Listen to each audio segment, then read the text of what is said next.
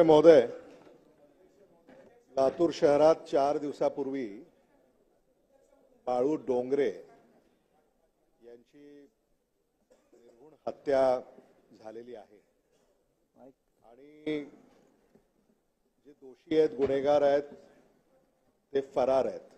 त्यामुळे मी आपल्या निदर्शनास ही बाब आणू इच्छितो. त्याचबरोबर लातूर शहरामध्ये गेल्या 6 महिन्यामध्ये अनेक हत्या, अनेक खून हे झाले आणि त्याचा तपास अजूनही लागलेला नाही.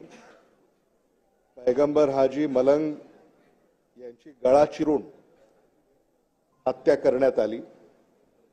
तसेच बशीर मदार शेख बाबळगाव, म्हणजे माझ्या गावाचा हा नागरिक, त्याची तीक्ष्ण हत्याराने हत्या करण्यात आली आणि अजूनही गेली 2 वर्ष याचा तपास पोलिसांना लावता आलेला नाही आहे.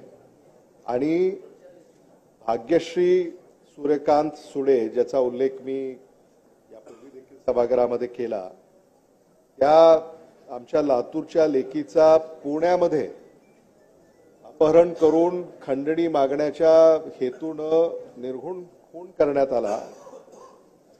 या दोषींना फाशीची शिक्षा, सरकारी वकिलाची नेमणूक आणि फास्ट ट्रॅक कोर्ट हे आपल्या माध्यमातून शासनाला माझी अशी विनंती आहे की लातूर येथे हे फास्ट ट्रॅक कोर्ट गठीत करावे आणि या कायदा आणि सुव्यवस्था या संदर्भामध्ये लातूर शहर आणि जिल्ह्यामध्ये जी उदासीनता महाराष्ट्र शासनाच्या वतीनं आणि गृह विभागाच्या वतीनं इथं आम्हाला पाहायला मिळते, हे मी आपल्याला औचित्याच्या मुद्द्याद्वारे या विधानसभा सभागृहामध्ये मांडतोय.